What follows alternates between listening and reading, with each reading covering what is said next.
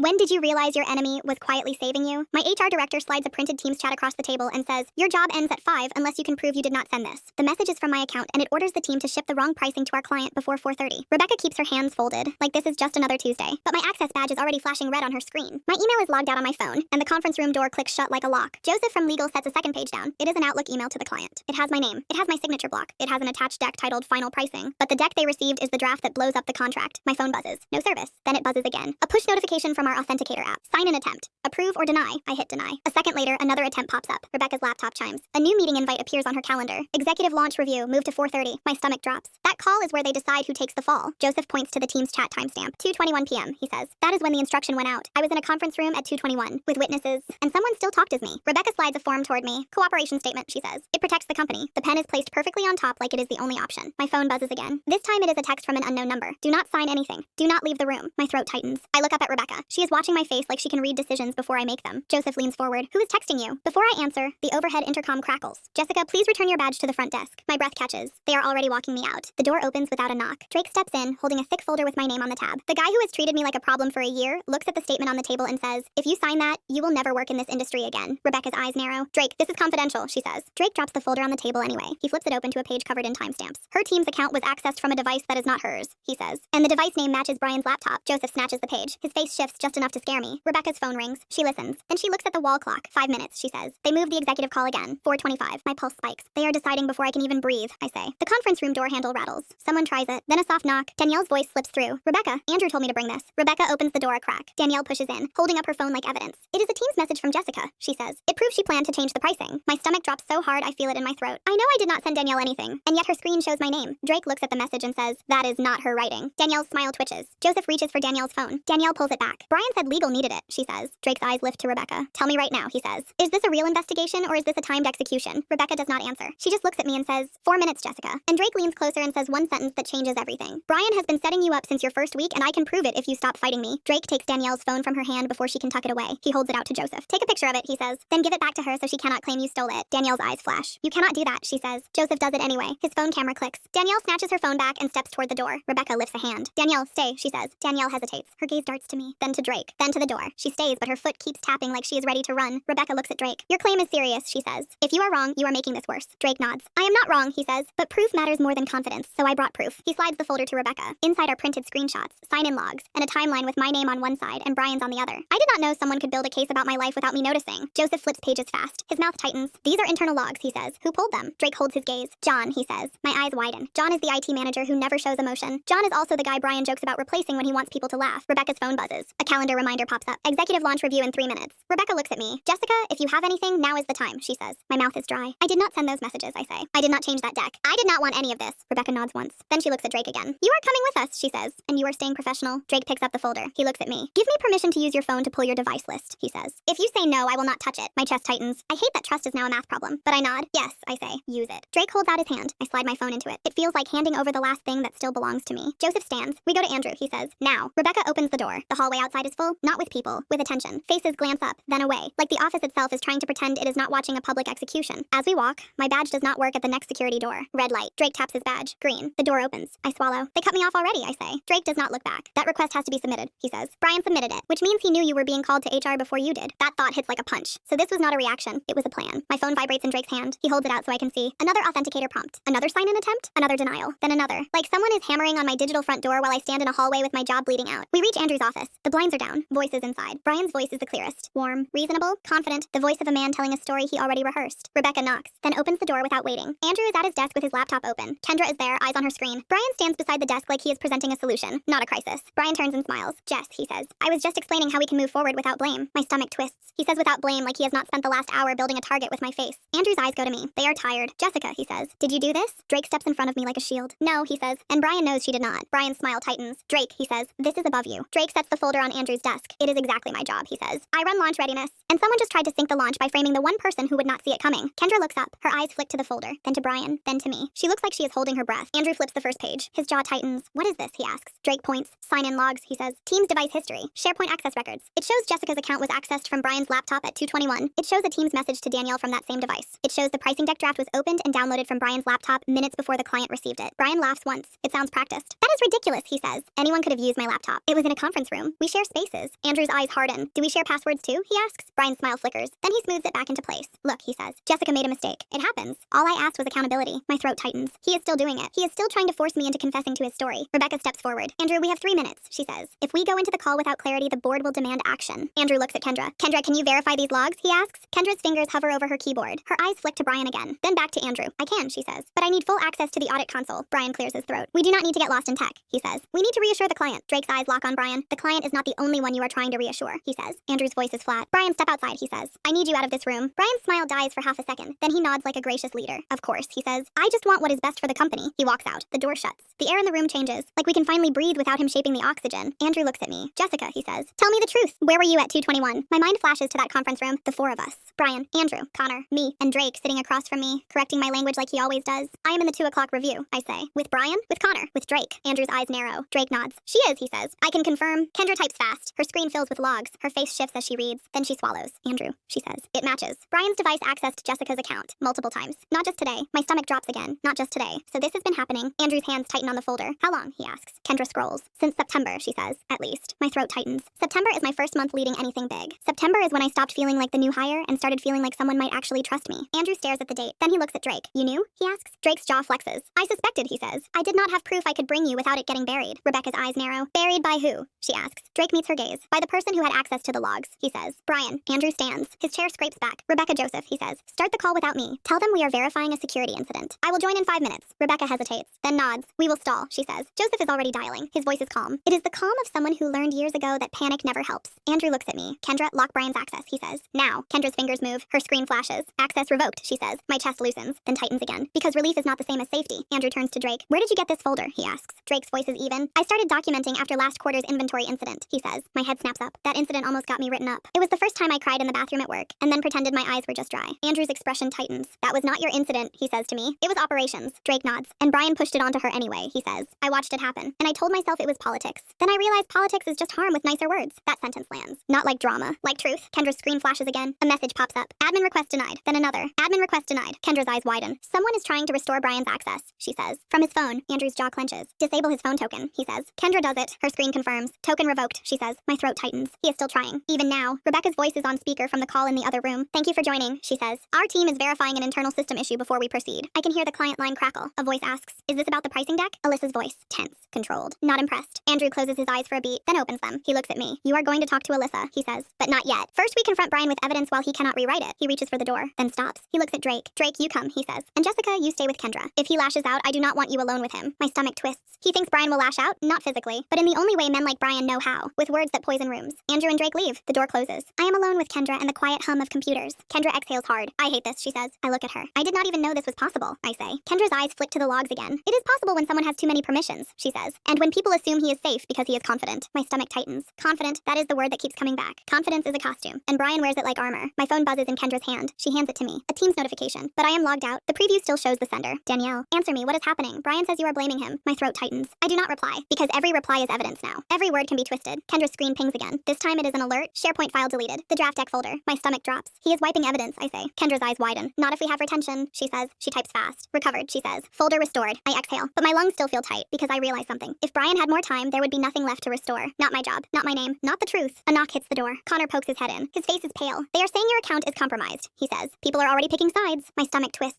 Who, I ask. Connor hesitates. Danielle is telling people you panicked, he says. And Cassandra is trying to shut it down, but it is spreading. Kendra's jaw tightens. Of course it is, she says. Connor looks at me. I believe you, he says. But Andrew is mad. He does not like surprises. Kendra points at Connor. Go find Sarah, she says. Tell her to stay with Jessica. She needs someone who knows her outside this mess. Connor nods and disappears. Kendra turns back to her screen. Okay, she says. Now we prepare you for the call. Alyssa is going to ask why she should trust us. And you cannot sound like a victim. You have to sound like someone in control. My throat tightens. I do not feel in control, I say. Kendra looks at me. You do not have to feel it, she says. You just have to act like it until the room catches up. My phone buzzes again. Unknown number. Brian is telling people you are unstable. He is saying you begged him for a promotion. My chest tightens. That is the kind of rumor that does not die. Not because it is true. Because it is entertaining. Kendra's eyes narrow when I show her. Who is texting you? She asks. I do not know, I say. But they seem to know where he is. Kendra's lips press together. It is probably someone who is tired of him, she says. And scared. The door opens. Sarah steps in. Her hair is still damp like she ran. Her eyes go straight to me. Jess, she says. Are you okay? My throat tightens. I shake my head. Not really, I say. Sarah's gaze flicks to Kendra's screen, then to my face. Then she says, tell me what to do. Kendra points at a chair. Sit, she says. Be a witness. And if someone tries to make this about personality, bring it back to facts. Sarah nods once. Her hand finds my wrist. She squeezes. It is small. It is everything. My mind flashes to other moments where Sarah did that. that? The inventory incident? The late night sprint? The day Drake made me feel small in front of the whole team. I should not think about that now, but my brain does it anyway, like it is trying to understand the full shape of this. 3 months ago, I am in a Teams meeting with the product group. I am presenting a timeline. I am nervous but proud. And Drake cuts in and says, that is not the timeline. Then he shares his screen and shows my dates are off by 2 days. He does it in front of everyone. He does not smile. He does not soften it. After the call, I stare at my laptop and feel heat in my face. I message Sarah, he hates me. Sarah says, he does that to everyone. I say, no, he does it to me. Another month after that, I am in the break room refilling my water bottle. Drake walks in. He looks at the calendar on my screen, which I forgot to close. He says, stop scheduling review meetings without notes. I say, excuse me? He says, it makes you look unprepared. Then he walks out. No explanation. No kindness. Just correction like a shove. I build a story about him. He is threatened by me. He wants me to fail. He wants Brian to win. It makes sense. It is simple. It gives me somewhere to put my anger. And then today he walks into HR with a folder of proof. My stomach twists. The contradiction makes my head ache. Kendra clears her throat. Focus, she says. The call is starting. Rebecca's voice comes through a speaker in the hall. Andrew will join shortly, she says. We are clarifying a system issue. Kendra looks at me. You will say one thing first, she says. You will tell Alyssa the earlier deck was an internal draft sent without authorization. You will take responsibility for not confirming the attachment. You will also state we identified an access issue and corrected it. No drama, no blame, just facts. Sarah nods beside me. I can do that, she says. Then she looks at me like she is reminding me I can too. My phone buzzes again. A Teams call request. From Brian. I decline. It rings again. I decline. It rings again. I decline. Kendra's screen flashes. Call attempt blocked, it says. Then token invalid. Kendra exhales. He cannot reach you now, she says. My chest loosens a fraction, then tightens again. Because blocking him does not erase what he already did. The door opens. Andrew steps in. Drake is behind him. Andrew's face looks carved from stone. Drake's face looks blank. But Drake's hands are clenched. Andrew points at the phone on the table. We are joining the call now, he says. Kendra, stay. Drake, stay. Jessica, you are speaking to Alyssa. My mouth is dry. I nod. We connect. Alyssa's voice is immediate. Is this about the deck your team sent at 3? She asks. We already sent it to finance. My throat tightens. Yes, I say. That file was an internal draft. It was sent without authorization. The final pricing deck is consistent with our signed terms, and I am sending it now. Alyssa exhales. This is a serious failure, she says. Why should we trust your process? I take a breath. I keep my voice steady. Because we identified the exact access issue that caused it, I say. We revoked the compromised access. And we are implementing a documented approval chain today, not next quarter. There is a pause. Then Alyssa says, send it now. I open Outlook on Kendra's secured machine. I attach the correct deck from the restored folder. I double-check the file name. I double-check the slide with pricing. I double-check the attached PDF preview. My hands shake, but my eyes are sharp. I hit send. Alyssa's voice returns. Received, she says. Okay, but I need written assurance this will not happen again. Joseph leans in. We will provide it by end of day, he says. Alyssa says, good. Then she adds, and I want to know who approved the draft being sent, because someone did. My stomach tightens. That is the question that decides my career. Andrew answers before anyone else can. No one approved it, he says. It was sent through an access violation. We will share our remediation steps with you in writing. Alyssa exhales. Fine, she says. But we are watching you. Then the line goes quiet. The call ends. The room is silent. Then Sarah exhales like she has been underwater. Andrew turns to me. You did well, he says. Then his eyes harden again. Now we clean up. Not just the launch. The trust. Rebecca appears in the doorway. She looks at Andrew. Brian is in a conference room with Danielle, she says. He is telling her what to say. My stomach drops. Of course he is. Andrew's jaw tightens. Kendra, pull the team's transcript from Danielle's chat with Jessica, he says. If it is fabricated, we need to see metadata. Kendra nods. She types fast. Her eyes widen. It is a message, she says. But it was created from a forwarded chain. It was not sent as a direct message. It was pasted. Danielle took a screenshot. Or Brian gave her one. Drake finally speaks. Danielle did not do this alone, he says. Sarah's eyes narrow. She is not stupid, she says. She knew she was carrying poison. My throat tightens. I want to talk to her, I say. Andrew looks at me. Not alone, he says. And not to fight, to document. Rebecca nods. I will go, she says. We walk down the hallway toward the small conference room. The office feels louder now. Not in sound. In energy. In whispers. In people pretending to look at their screens. As we pass the break room, I see Cassandra standing with her arms crossed. Her eyes meet mine. She gives me a small nod. Then she turns and blocks the hallway with her body like she is guarding something. She is guarding the rumor, keeping it from spilling further. I feel a burst of gratitude that almost makes me cry. Then my throat tightens again. Because gratitude is fragile when your job is still on a cliff. Rebecca opens the conference room door. Brian turns and smiles like we are guests.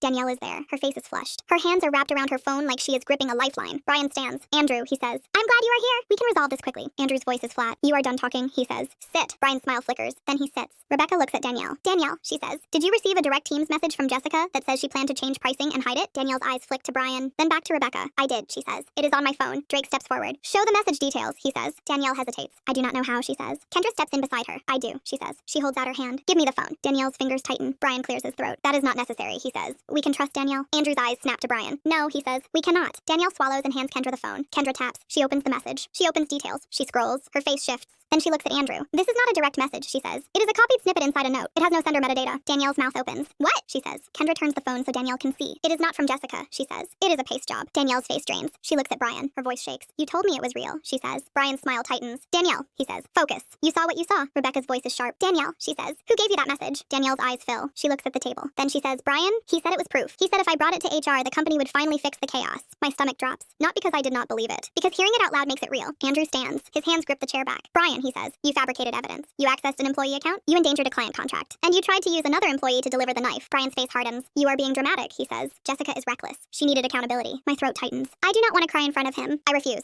Andrew's voice stays flat. Security will escort you, he says. Your access is revoked. You are suspended pending investigation. Do not contact anyone on this team. Brian laughs. It is not warm this time. You are making a mistake, he says. She will cost you more than I ever did. Drake's eyes lock on him. You already cost us, he says. That is why you are leaving. Security appears. No names, just uniforms. Brian stands, jaw tight, and walks out. Danielle sits frozen. Her shoulders shake. Rebecca slides a tissue box across the table. Danielle looks at me. I am sorry, she says. I thought he cared about me. I thought he saw potential. Sarah's voice is controlled. He saw usefulness, she says. Danielle flinches. Then she nods like she knows it is true. Rebecca looks at me. Jessica, she says. HR will document your statement. We will also document Drake's actions. And Kendra's. And Danielle's. This is not over. But her voice softens. It is not on you alone anymore. That sentence is a small relief. A thin rope. I grab it. We return to Andrew's office. The sun outside is sinking. My day feels like it has lasted a week. Andrew sits. He rubs his forehead. Then he looks at Drake. Drake, you need to tell me something, he says. Why did you have a folder ready? Drake's jaw flexes. He looks at me for a beat, then back to Andrew. Because I have watched Brian do this before, he says. Not the exact method, but the same pattern, the same story. Someone else's name on his mess. My throat tightens. What other time? I ask. Drake's eyes meet mine. The inventory incident, he says. You did not cause it, and Brian knew you did not, he pauses. And the vendor delay last spring, he pauses again. And the client data mismatch. Each pause feels like a door opening to a room I did not know existed. My stomach drops.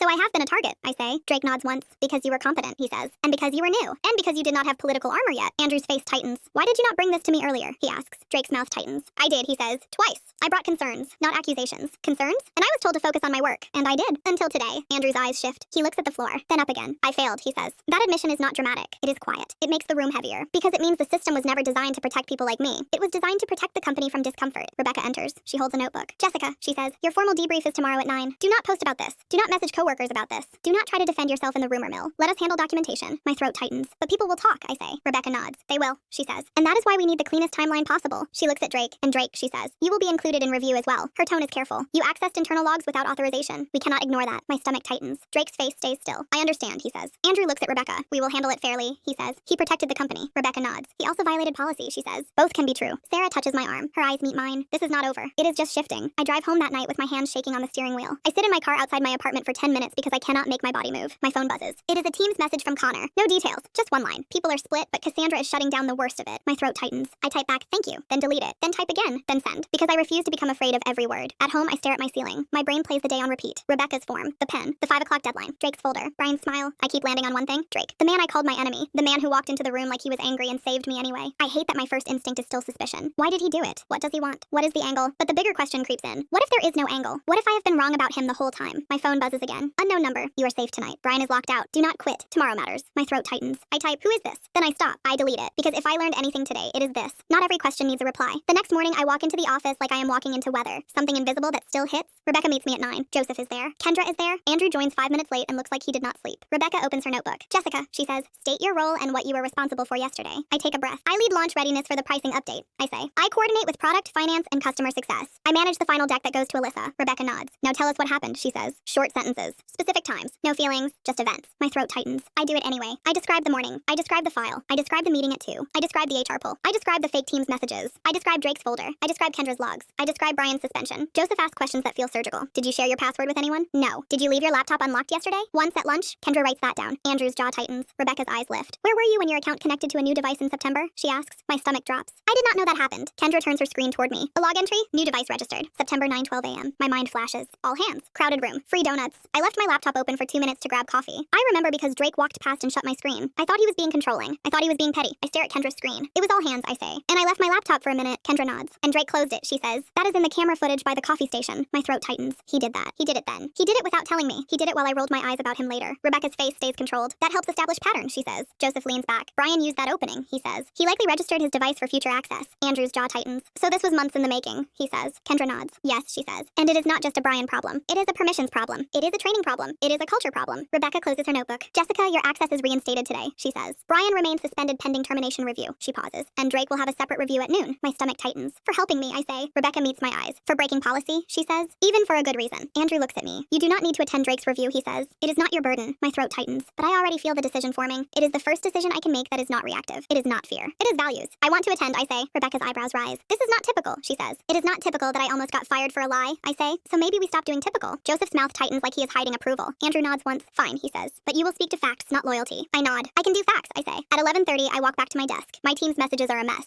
Some people ask if I'm okay. Some people pretend nothing happened. Danielle sends a long apology. I do not not open it yet. Cassandra appears at my cubicle. She leans on the divider. You look like you fought a bear, she says. I exhale. It feels like it, I say. Cassandra's eyes soften. People are talking, she says. But they are also watching Andrew. He is embarrassed. That helps you, I swallow. That is a weird comfort, I say. Cassandra nods. It is the only kind that exists here sometimes, she says. She glances at my screen. Drake is in the small conference room at noon, she says. You going? Yes, I say. Cassandra's mouth twitches. Of course you are, she says. That is why I like you. My throat tightens. Then she says, also Miles asked me to tell you something. He is the one who texted you. He did it from a personal line because he did not want it traced. My stomach drops. Miles, I say? Cassandra nods. He is in security analytics, she says. He saw Brian's pattern months ago. He told Drake. Drake did not trust the system, so he built his own safety net. My throat tightens. So there was a network? Not a conspiracy. A shield. At noon, I walk into the small conference room. Rebecca is there. Joseph is there. Andrew is there. Drake sits alone at the far end with his hands folded. His posture is perfect. His face is blank. But his eyes flick to me when I enter. And something there shifts. Not gratitude. Not relief. Something like discomfort. Like he did not expect me to show up. Rebecca opens her notebook. This is a formal review, she says. Drake, you understand the issue. Drake nods. I accessed audit logs without an approved request, he says. Joseph's eyes stay sharp. You also accessed Jessica's phone, he says. Drake looks at me for a beat, then back to Joseph. With permission, he says. And to prevent her from signing a statement under false evidence. Rebecca's pen taps. Permission is not the only standard, she says. Appropriate channel matters. Andrew's voice is low. Why did you not go to Kendra directly? He asks. Why not escalate through HR? Drake's jaw flexes. I did not trust the chain, he says. Because the chain ran through Brian, and Brian was the problem. Rebecca's eyes narrow. That is an accusation, she says. It is documented, Drake says. Rebecca looks at Joseph. Joseph nods. It is documented, he confirms. Andrew exhales. His eyes close for a beat, then he opens them. Drake, he says. You did the right thing the wrong way. And that is dangerous, because it sets precedent. Drake holds his gaze. It also prevented a wrongful termination, he says. Rebecca turns to me. Jessica, she says. You asked to be here? What do you want on the record? My throat tightens. I look at Drake. He does not ask me to save him. He does not even look like he expects help. He looks like he is prepared to take the hit because he already decided it was worth it. I want the record to show sequence, I say. Drake did not create a story. He brought evidence. He brought it before Brian could delete or distort it. He insisted on metadata, not feelings. And he asked my permission before using my phone. Rebecca writes. Joseph watches. Andrew's face softens a fraction. Rebecca looks back at Drake. You still violated policy, she says. And we cannot ignore that. So here is what happens. Mandatory security training, a formal written warning, and a requirement that any future concerns go through Kendra and HR simultaneously, not through direct managers. Drake nods once. Fine, he says. Andrew leans forward. And we also change permissions, he says. We remove the ability for managers to revoke badges without dual approval. And we enforce two-factor on Teams and SharePoint for everyone. Today. Rebecca's eyebrows rise. That is a big change, she says. Andrew's voice is flat. So was yesterday, he says. Joseph nods. This reduces risk, he says. Drake's eyes stay on the table. He looks like he is holding something in. Then he exhales. Rebecca closes her notebook. Meeting adjourned, she says. As people stand, Drake stays seated. His eyes lift to me. Why did you come? He asks. My throat tightens. Because you did, I say. When you did not have to. Drake's jaw flexes. I did have to, he says. I tilt my head. Why, I ask. Drake's eyes hold mine. Because I watched you get blamed for things you did not do, he says. And I did nothing. And then I realized the next time would be worse. My throat tightens. So you decided I was worth the risk, I say. Drake nods once. Yes, he says. That one word feels heavier than any apology. I leave the room and walk back to my desk. My Teams window is still full of messages. One stands out. From Danielle. Subject line, please read. I open it. Danielle writes that she is sorry. That she felt seen by Brian. That she did not realize he was using her. That she now sees how easily she can be manipulated when someone flatters her fear. She asks if I hate her. My throat tightens. I do not hate her. I hate the system that taught her approval is safety. I hate Brian for exploiting it. I type a response. One sentence. I do not hate you, but I need you to tell the full truth to Rebecca. Danielle replies immediately. I will. Then another message. Can we talk later? Then another. I understand if you say no. I stare at the screen. Then I type after the weekends because I need time to have feelings after I finish surviving. At 3, Andrew calls in all hands. He stands in front of the room with his hands clasped like he is holding something heavy. Rebecca stands off to the side. Joseph is there too. Andrew does not name Brian in detail. He says we experienced an internal security incident. He says we corrected it. He says we are implementing controls. He says leadership is accountable. Then he looks at me. His eyes hold mine for a beat. He says, I also want to recognize employees who protected the company and each other. My stomach tightens. He says my name. Then he says Drake's. Then he says Kendra's. Applause ripples through the room. It starts cautious, then becomes real. People clap because they want to be on the right side of the story now. I feel something inside me twist. Not pride. Not relief. Something like grief because I realize how close I was to being sacrificed for convenience. After the meeting, Gavin approaches me. He is in finance. He looks uncomfortable. Jess, he says. I am sorry. I heard the rumor and I almost believed it. My throat tightens. I get it, I say. It was designed to be believable. Gavin nods. Brian used to do that to other teams, he says. He would say, it is not personal, it is just accountability. Then someone would disappear. My stomach drops. Disappear. The word is too accurate. Gavin hesitates. Drake tried to warn people, he says. But he is not warm, so people thought he was just difficult. I almost laugh. Because warm is not the word anyone would use for Drake. Gavin steps back. Anyway, he says, I am glad you are still here. When he walks away, I sit down and stare at my screen. I try to work. I cannot. Sarah appears at my desk and drops into the chair beside me. You look like you are vibrating, she says. I feel like I should be grateful, I say. But I feel angry. Sarah nods. Gratitude can wait, she says. Anger keeps you alive right now. I exhale. I keep thinking about Drake, I say. I built this whole story about him. Sarah's mouth tightens. You built it because he let you, she says. He acted like the enemy because it protected you. It kept Brian from noticing him watching. I stare at her. You think Drake did that on purpose, I ask? Sarah nods. Yes, she says. He is bad at people, but he is good at patterns. And he knew you needed a visible opponent to distract from the invisible one. That lands. Not because it is romantic. Because it is tragic. A man making himself the villain to keep you safe. At 5, I am packing my bag when Drake appears. He stands in the doorway of my cubicle like he is deciding if he is allowed to exist here. You are leaving on time, he says. Yes, I say. My nervous system requested it. Drake's mouth twitches. It is almost a smile. Almost. He looks at my screen. You changed your password, he says. Yes, I say. And I turned on two-factor for everything. And I stopped using my dog's name. Drake nods. Good, he says. My throat tightens. I owe you an apology. apology, I say. Drake's eyes lift. For what? He asks. For assuming you were trying to ruin me, I say. For turning you into a villain because it was simpler. Drake's jaw flexes. Apology accepted, he says. I swallow. Why did you treat me like that? I ask. In meetings. In chats. You made me feel like I was always one step from failing. Drake's gaze holds mine. Because if Brian thought we were aligned, you would have been targeted harder, he says. And because I did not know how to protect you without making you angry at me, he pauses. And because I was jealous, my stomach drops. Jealous?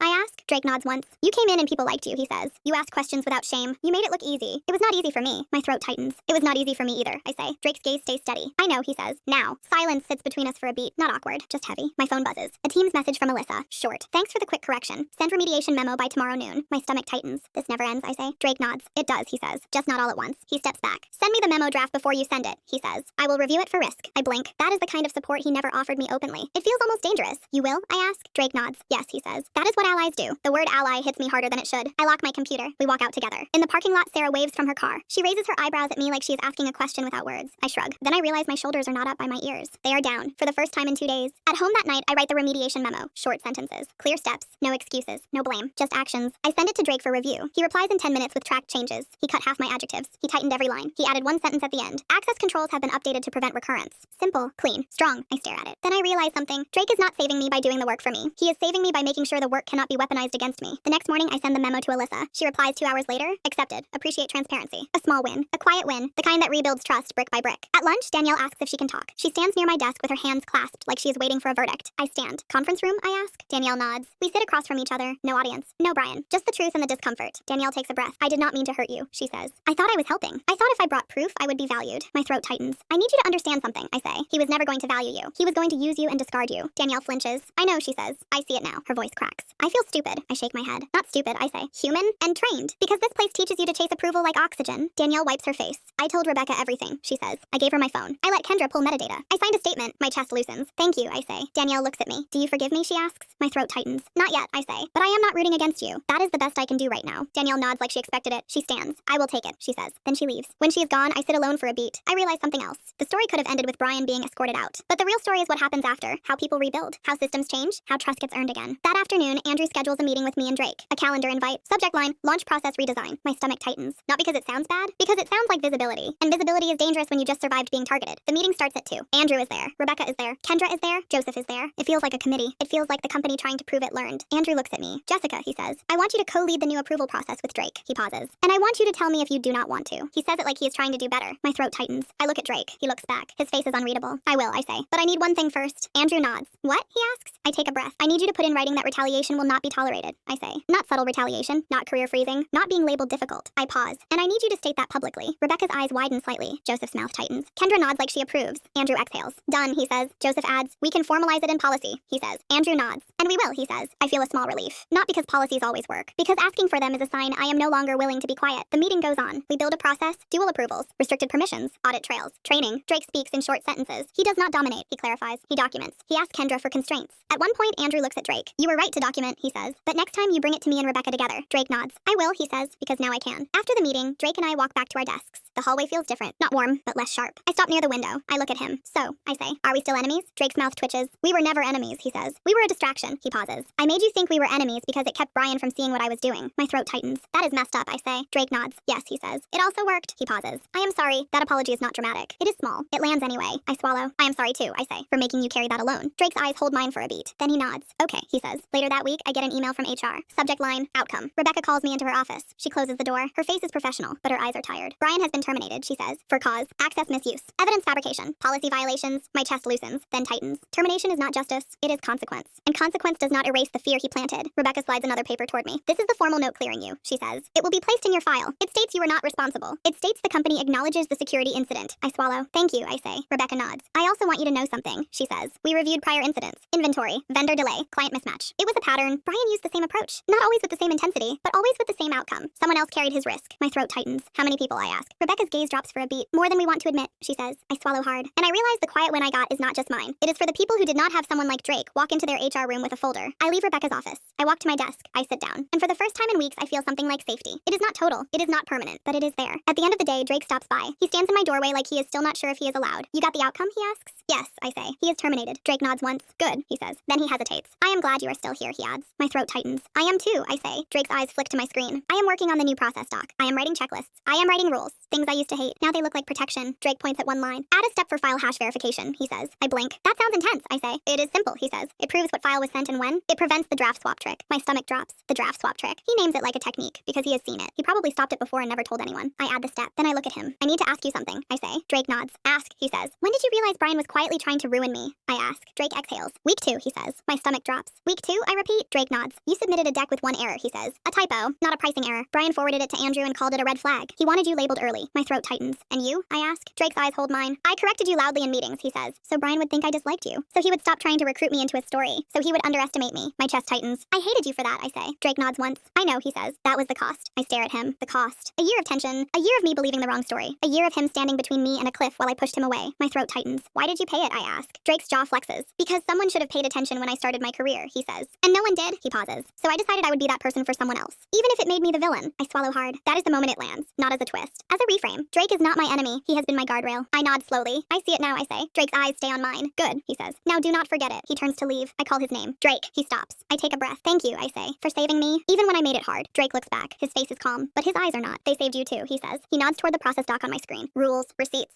systems, he pauses. That is what kept you alive here. Not me. I swallow. Still, I say. Drake nods once. Then he walks away. I sit at my desk after he leaves and stare at the screen. I think about how close I came to signing that statement. How close I came to walking out with a box and a story that was not true. How close I came to letting the wrong person win because I needed an easy enemy. Now I know the truth. Sometimes the person who challenges you is not trying to break you. They are trying to keep you from being broken by someone you cannot see yet. So if you have someone in your life you call an enemy, ask yourself one thing. Are they actually fighting you? Or are they quietly fighting for you? Because the day I almost lost everything, the only person who walked into HR with proof was the coworker I spent a year hating.